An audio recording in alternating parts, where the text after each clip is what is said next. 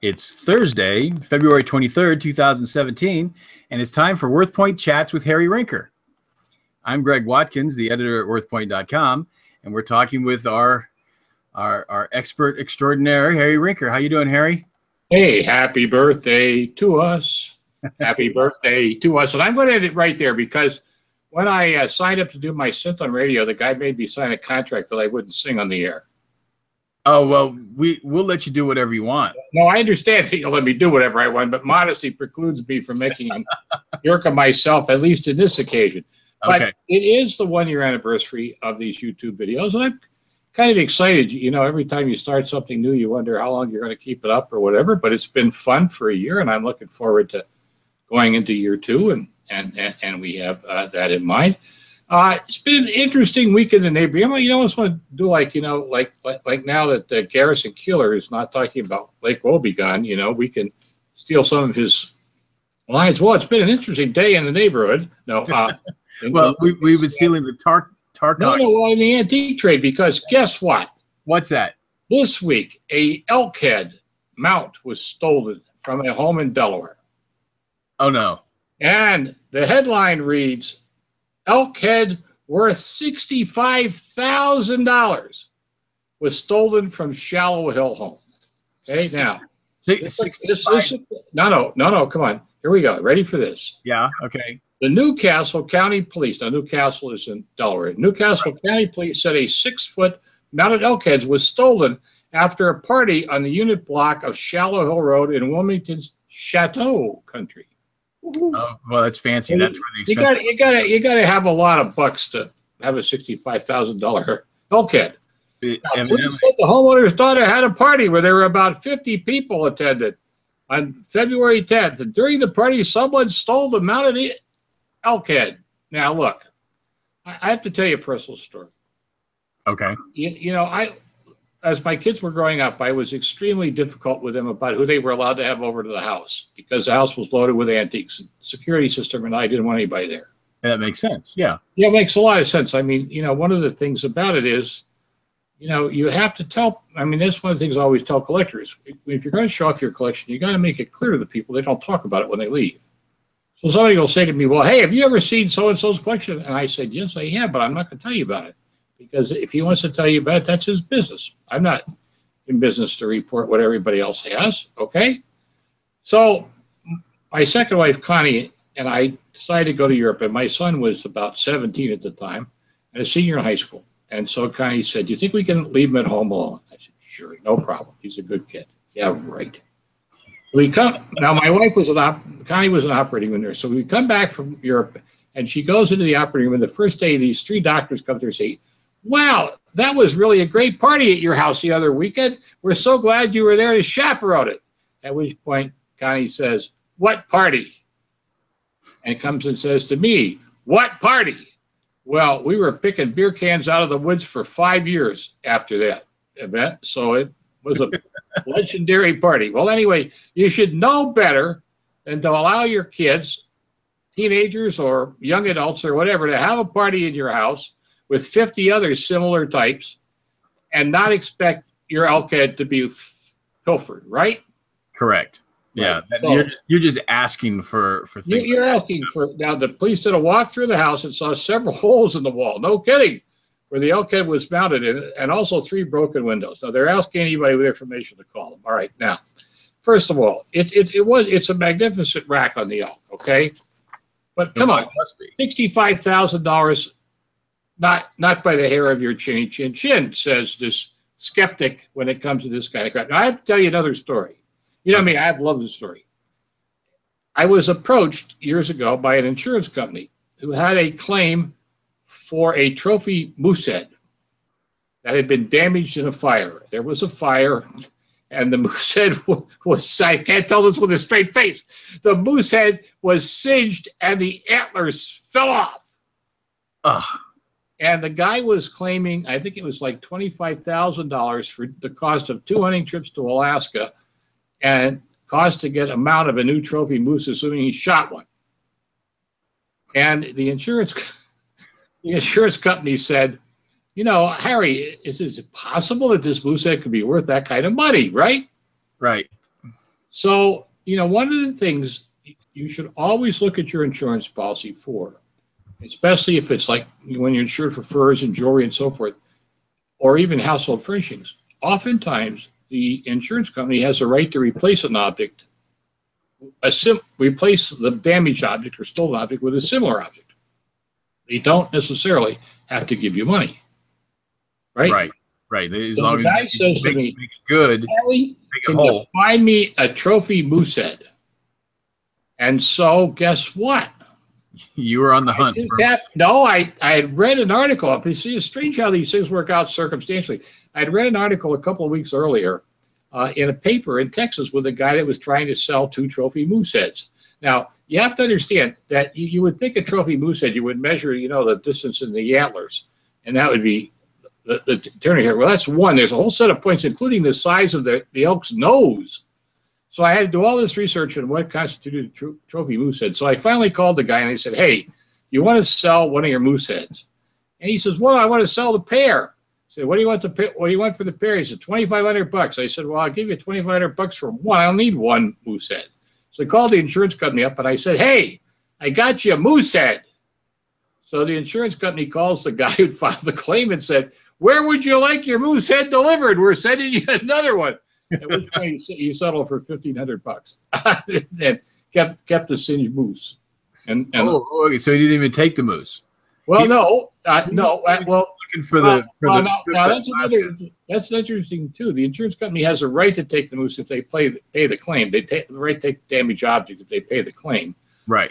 But the insurance company and I decided that it was of no advantage to them to take a singed moose head with 2 missing antlers. So, anyway. Back to the elk head. Right? Okay. Yes. Well, I talked about this on my radio show. Our listeners may know that I do a radio show every Sunday morning from 8 to 10 Eastern, and you can adjust it accordingly from there. 8 to 10 Eastern, 7, 9 Central, and so forth, and so forth, and so forth. Well, anyway, long and the short of it is that I talked about the moose head last week on my radio show, speculating that there's no moose head in the world worth $65,000. And didn't I get a note from one of my listeners who said, well, Harry, I got thinking about this. And he said, there may well be a moose head worth $65,000, although I doubt this one was. He says, well, I'm no expert. I have some familiarity with the field, having formerly been a member of the Safari Club International, hunted in 4 countries on 3 continents. This is the kind of guy that kills animals and stuffs their heads. So, right. But anyway, so he gave me three possibilities. Okay. That the moose head could be worth $65,000. Okay. Wait. You mean the elk head? The elk head. I'm sorry. Oh, the moose head. There's no way the moose head was worth that kind of money. No, the elk head. The elk that walked out of the house during the party. No. One. Yes, that's right. One. It had extraordinary provenance. For example, Ernest Hemingway shot it. Okay, I can see that. Not going anywhere that way. Okay. Rarity by size. If the animal were a state or world record holder and is recognized by the Boone and Crockett Club. Now I've heard of them. Oh, I have heard of them. You have heard of them, right? They rate. They register. They rate mounts and sizes of things. Right. Well, I don't think it's there either. But then if the animal had been shot using a PA governor's elk tag at auction on behalf of the Rocky Mountain Foundation, I don't know why the governor of Pennsylvania is giving money to the Rocky Mountain Foundation, but he sent me this story, and lo and behold, one of the things got auctioned, and the ticket brought about $85,000. Now that does not make the elk head worth $85,000. That just means some idiot paid $85,000 for the right to shoot an elk. Well, anyway, but that was last. It sold for $52,500 last year, but the year before it only sold for $32,500. I mean, where do they come up with these numbers? People always just ask me that. They said, Harry, you write all your price guides. How do you get your numbers? They said, I got a big dartboard in the room. When we don't know what something is worth, we just take a dart and throw it at it because it's got all kinds of numbers on it. Say, that's it. That's close enough. But no, seriously. Now, I have to tell you, this is something that a lot of people don't realize. There's a big active market in mounts. Yes. But you have to be very careful. First of all, if the mount is of an endangered species, now, even if it wasn't endangered when it was shot, it's a problem. The other thing was that back when I was in high school, there were a lot of cases of dead birds, you know, and then you went to college and they were in the biology department. Did you ever see those kind of things? Sure, right. Guess what they used to do the taxidermy on them? Arsenic. We say that again? Arsenic. Arsenic. Oh, right. They're a health threat. Yes. I was once asked to consult with Muhlenberg University that had the old stuffed birds and other animals collection from their biology department. And there's just one problem. They were all loaded with arsenic. I don't know what they ever did with them. I suggested a fire, but that was neither here nor there. But anyway, there's a huge secondary market in these mounts. Let's take a deer mount. What do you have in the file for a deer mount, for example? Well, these are the. Oh, and by the way, let's tell everybody what we're doing here. Yeah, you're going to the Worthopedia here, right? Right, WothPoint.com, and then when you're on the main page, and I'll just walk us through it here. Sure, that's a good idea. All right, so this is the WorthPoint homepage, and this search bar here on the right will take you right to the Worthopedia, or you can go up to Value It and click on the Worthopedia. Okay. So we want you want to look at a deer head. Well, deer mount, yeah, deer head mount, or taxidermy deer head, whatever you got there. All right, so there's 1,500. My Lord, and but you know what? But okay, so they're not worth a lot. Let's rank them from most expensive to least expensive. I was going to say, because otherwise we're going to have Rudolph and. Yes, well, some of them look like they were mounting the legs and some other parts of them. Oh, good. Right. These are some additional. Oh, what do they want for the lion mount? That's interesting. That's $7,500. That was in 2011. All right, and moving on down to what's the deer on the left?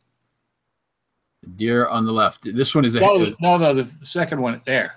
Yeah, it's a monster mule deer. It's a monster mule deer. Went for $9,500. I got to tell you what, the rack on that deer is about as impressive as the rack on the elk. So we're not up to 65,000 yet. No. But now let's go down. Let's rank them by. Let's go down a little bit further. I suspect we shouldn't get too much. My goodness! Oh, there's a deer. What's that deer there in the second row? The red stag. The red stag. This is $2,750. Yeah, oh yeah, but look at the mount in that thing. Gee, that's a wow, and that's what it's all about. It's all about the antlers.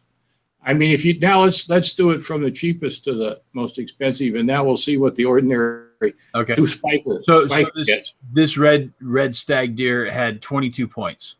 Wow, that's impressive. All right, so we're going to go to lowest.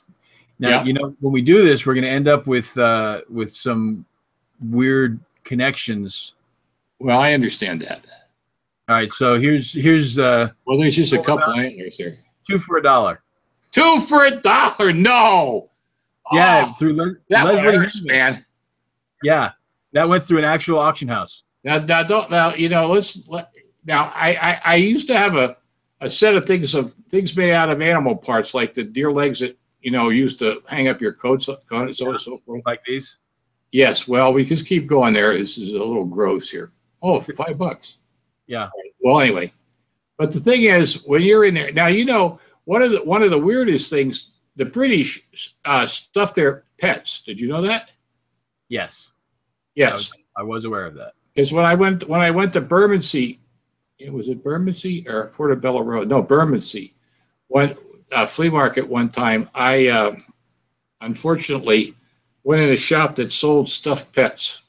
It was not. Oh no, there's a nice looking deer head mount there on the left there. What did that guy go for? $10.50. Wow, a bargain. Yeah.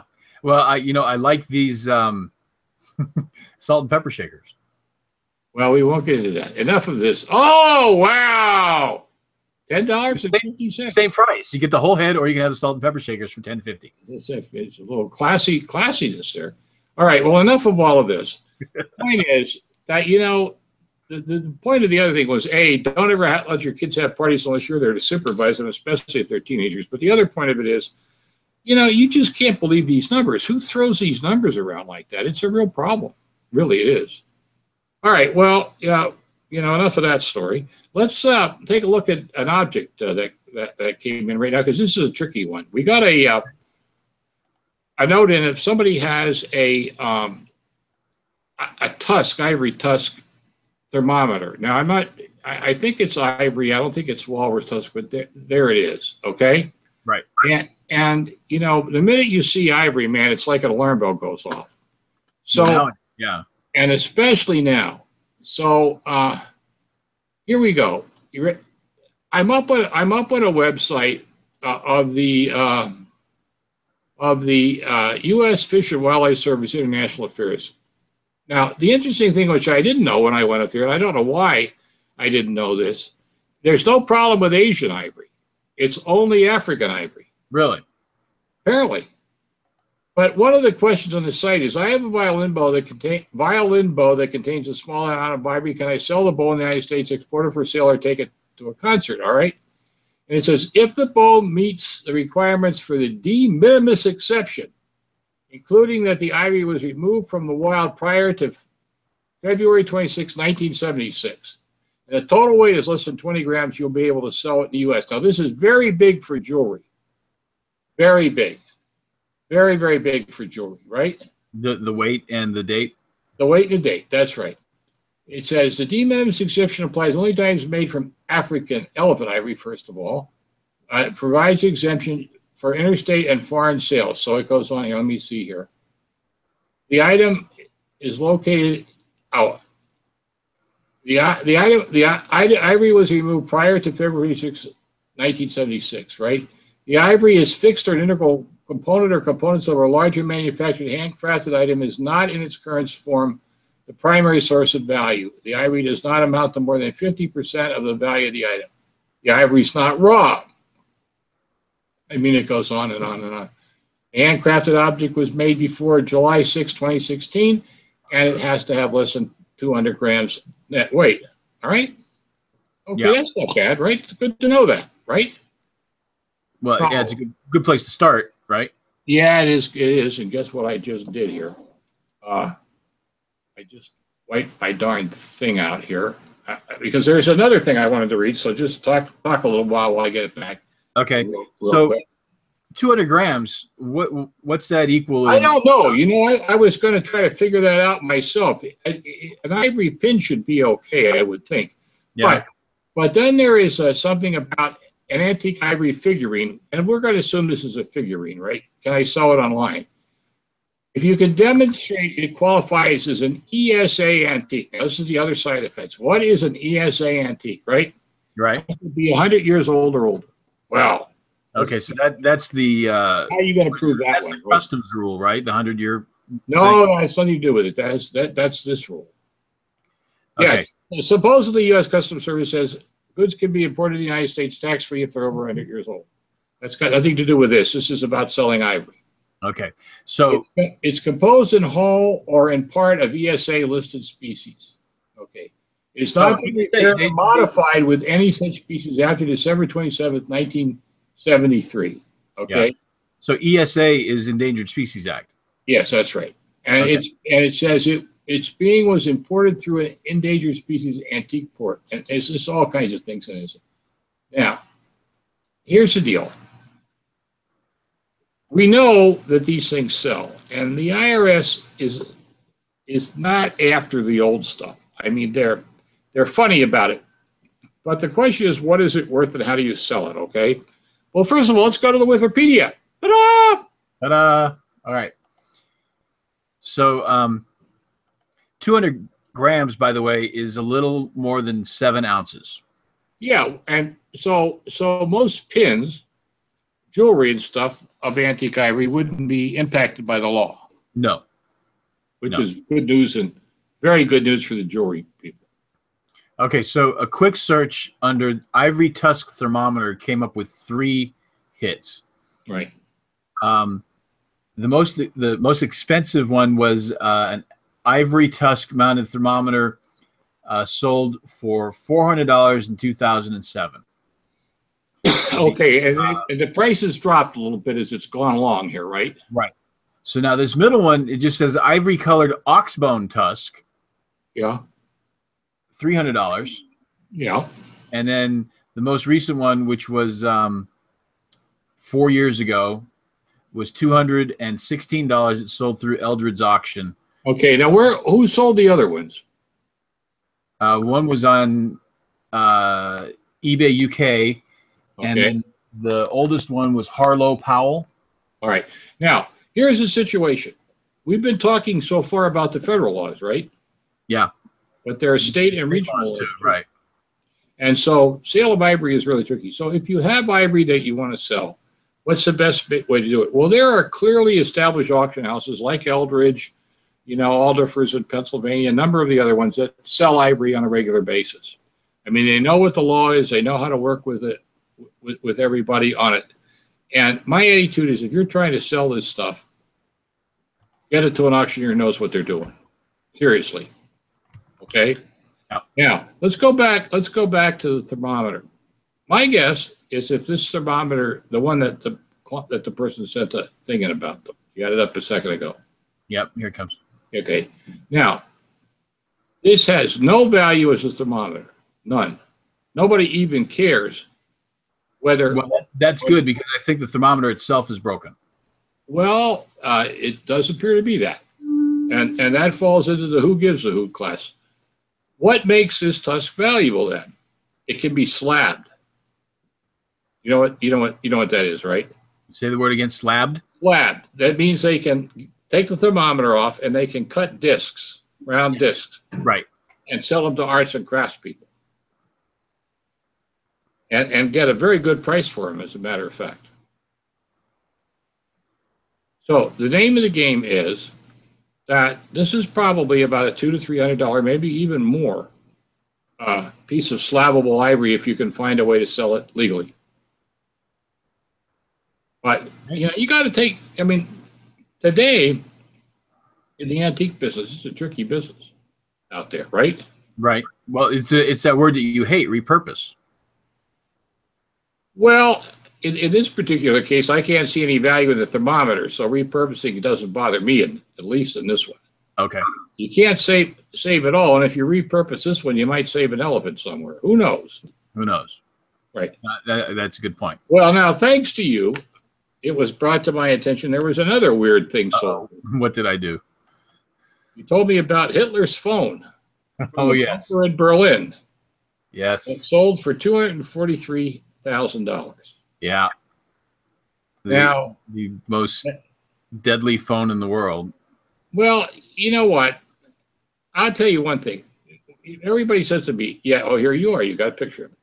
The question is, what do we sell in our business? What do we sell? Stories, dreams, and wonder, right? Right. And this has a heck of a story.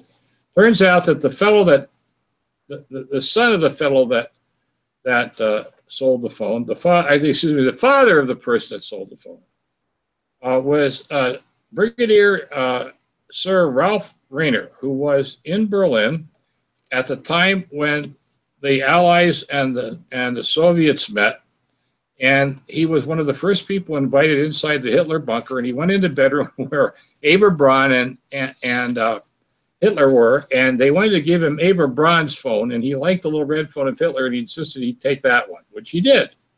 Okay? Right.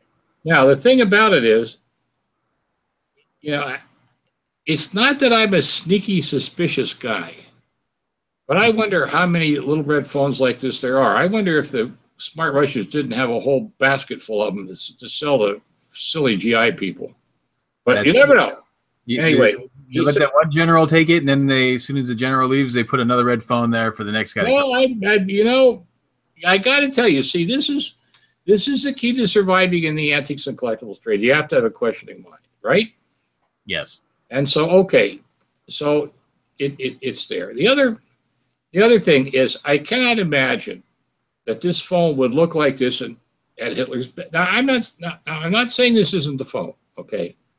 But the point of the matter is, I don't think Hitler, even with the bombs bursting around him and things, would allow a red phone like this to be damaged like this, okay? No, it happened in storage or something. I don't know. But anyway, what can I say? But it does have Hitler's name in it. And then And man, I have to tell you one thing. Now the article you sent me didn't have it in, but I read another one.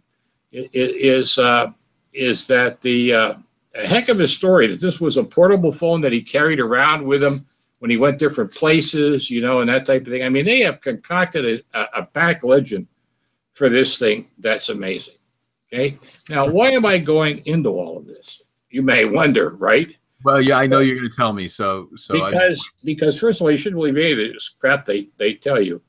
One guy said, well, I've seen from Berchtesgaden, you know, Hitler China and Hitler flatware and that type of thing. Somebody says that somebody has Aver bronze undergarments. I don't really care about that. But here's the problem. There are certain people that think this stuff shouldn't be sold. Yes. And in fact, when I did the Warman Price Guides, I had a section of Nazi memorabilia. And I took heat for having it in there. And my argument was it sells in the marketplace. Okay? Right. And if it sells in the marketplace, it's my job to report it. Now, my friend David Linquist, who at the time did the House of Collectibles price, he refused to put it in. And there have been all kinds of protests about the sale of this phone. It should never have been allowed to be sold. That, you know, it's a symbol. It's all this nasty symbol. But that's like saying you can't sell KKK stuff, especially in Georgia, where KK stuff brings a good buck. No.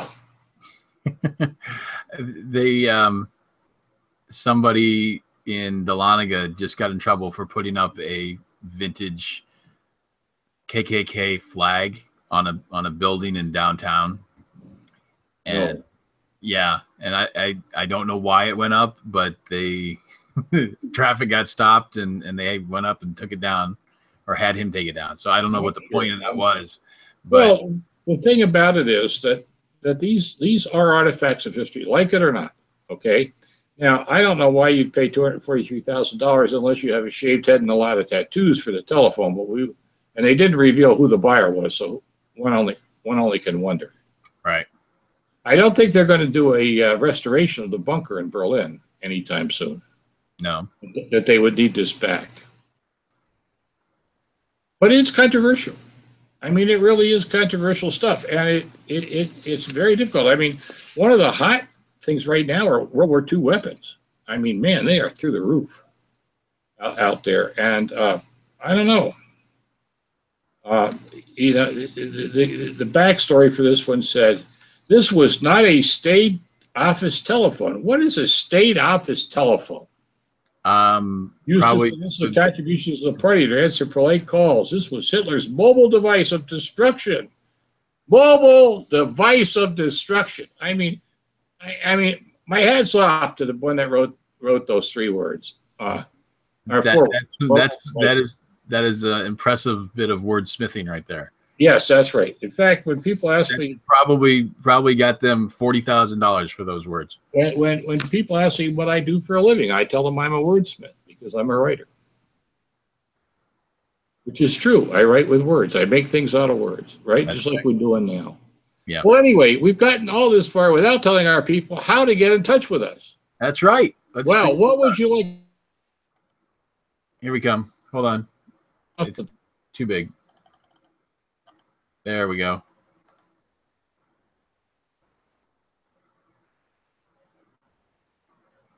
Are you still there? I think we lost Harry.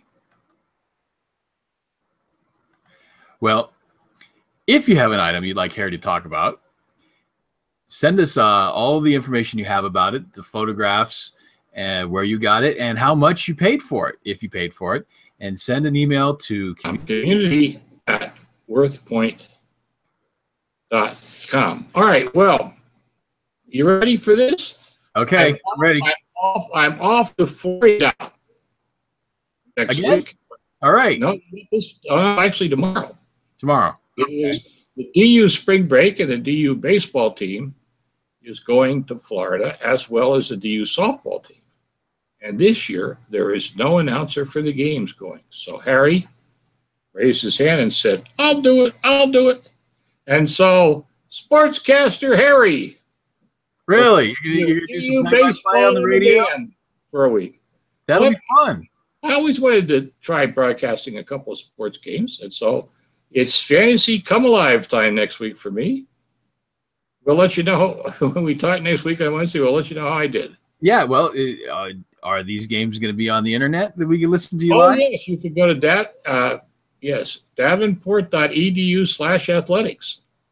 And click on the current schedule, and if you see the little, I don't know, whatever it is in front of one of the games, I'm on the air.